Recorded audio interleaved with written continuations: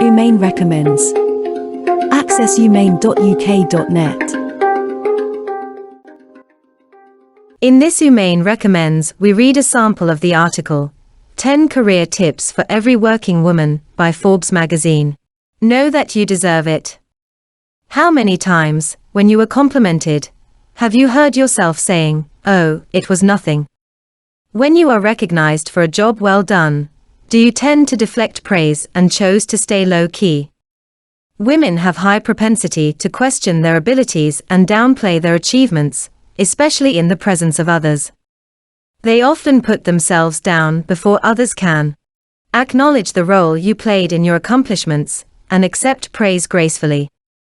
Remind yourself that you achieved what you did, because you did something different, something extra, something you believed in, something that others didn't do or try.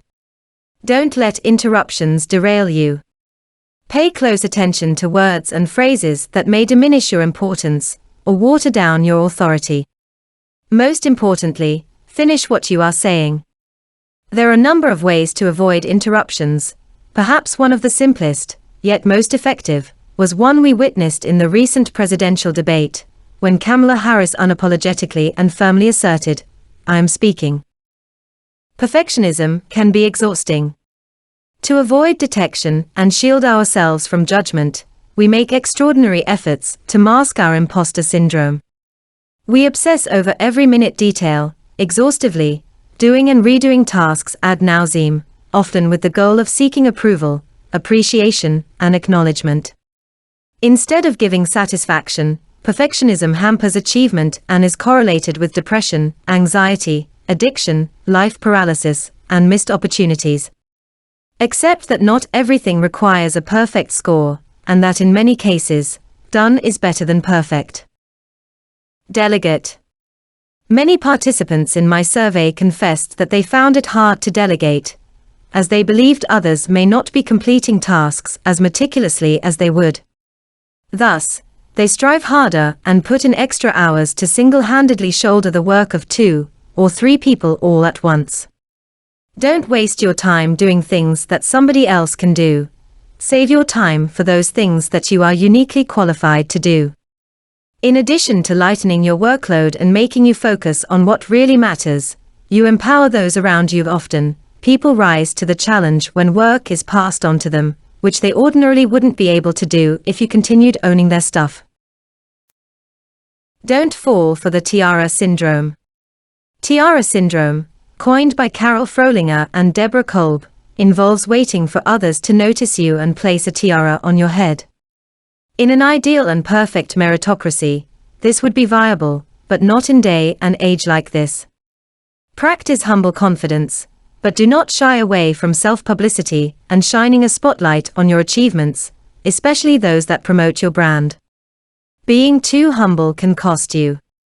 Failing to point out your accomplishments can hit you in the career, for it is those who visibly take credit for accomplishments who are rewarded with promotions and gem assignments.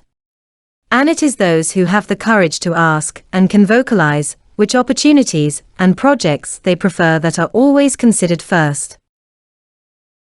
Don't be afraid to be vulnerable. Vulnerability can create a culture of trust, engagement, and respect. As leaders, being vulnerable means we do not need to outrun or outsmart uncertainty, risk, and emotional exposure. If you are cautious of your actions and how people will react consequently, it becomes difficult to express yourself truthfully. By not being vulnerable, you give others the power to hurt you. Thus, if you really want to protect yourself from being hurt or emotionally bruised, then become more vulnerable. Embrace the power of no. Most of the time, pressures we face are connected to all the times we didn't say no. Before saying yes to anything, visualize yourself in that situation. Would you be relieved if that task is postponed? If you answered yes, then that's a clear indicator to excuse yourself. Once you have refused, don't give in to FOMO moments. Focus on all of the benefits you realized by saying no. Not all battles are worth fighting. Ignoring or avoiding the abuser may seem safe, but it's actually more harmful. Trying to appease the abuser or complying with him is not a solution, either. However, conserve your energy and time by avoiding fretting over slights committed in situations where you have little or no stakes involved. For the more serious and conscious acts of bullying and harassment, take charge of your emotions first, then detach yourself from the situation and proceed to address it in the most effective way possible from a place of non-reactivity. Disagree without being disagreeable.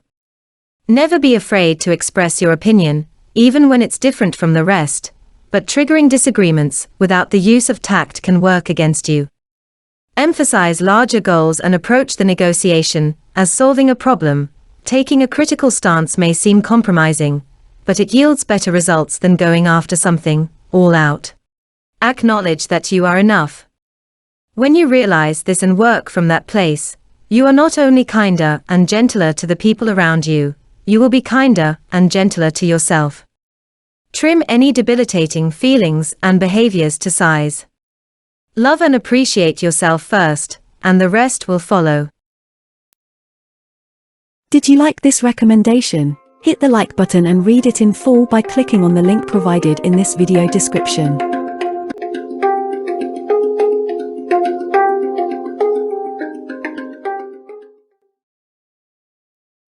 All citations recommended here are solely for educational purposes.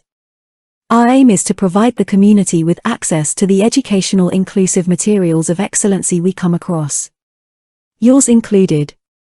If you hold the copyright of any video or article cited here, or you think they should not be available on our channel, please let us know and we'll remove them at your discretion.